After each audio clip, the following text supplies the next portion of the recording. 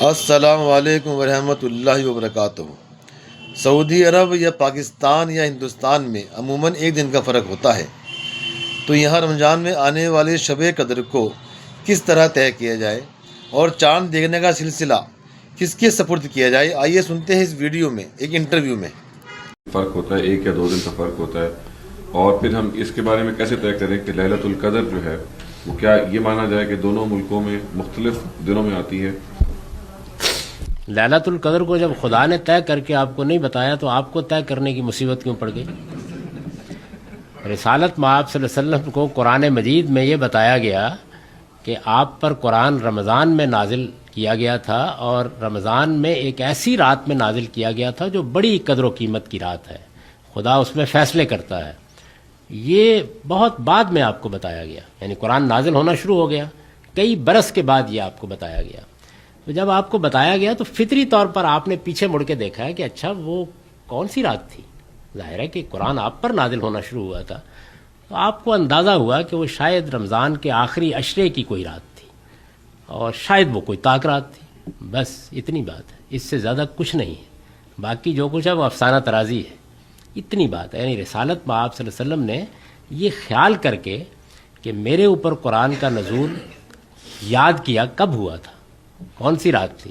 آپ کو بالکل متعین طور پر یاد نہیں آیا، جب کوئی واقعہ ہوتا ہے تو بعض اوقات ہم بھول جاتے ہیں، تو آپ کو بھی یاد نہیں آیا، آپ نے اندازہ کیا۔ تو اس لیے رمضان کے آخری عشرے میں 10 دن آپ زیادہ عبادت کرتے تھے۔ اس کا ذکر حدیثوں میں آتا ہے، رسول اللہ کی سیرت میں یہ بات بیان ہوتی ہے کہ شد میزرہ ویقظ اہلہ، یعنی آپ اس میں اپنے اہل و عیال کو بھی بیدار رکھنے کی کوشش کرتے تھے، اور خود بھی بڑی کمر کس لیتے تھے کہ میں زیادہ اللہ کی عبادت کروں۔ یہ ایک اطلاع پر خدا کے پیغمبر کا رسپانس ہے، تو اس لیے نہ اس کو مقرر کیا گیا ہے، نہ اس کے بارے میں کوئی ہدایت دی گئی ہے، نہ اللہ نے اس کے لیے کوئی عبادت مقرر کی ہے۔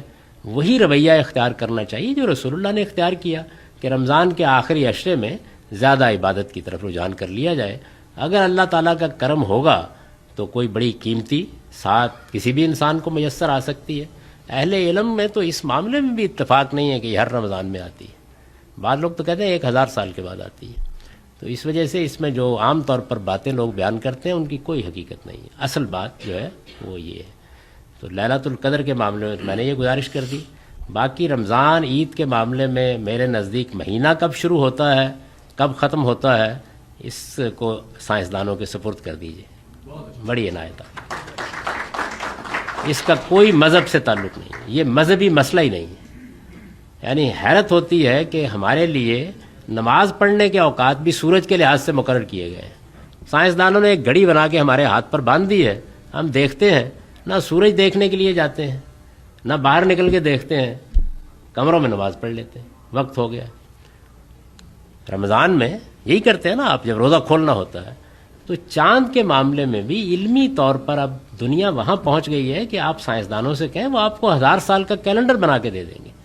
اس کا مولویوں کے ساتھ، مذہبی لوگوں کے ساتھ، علماء کے ساتھ کوئی تعلق نہیں ہے، یہ ان کے کرنے کا کام ہی نہیں ہے صرف۔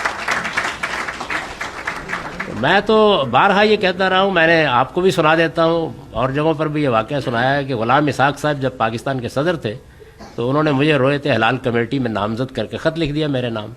تو میں نے کوئی 2 دن کے وقفے سے ان کو جواب دیا کہ 2 دن میں نے بہت غور کیا، جناب صدر آپ کا بہت شکریہ عزت افزائی کا، مجھے اپنے اندر کوئی صلاحیت چاند دیکھنے کی نظر نہیں ہے، اس لیے میں معلوم۔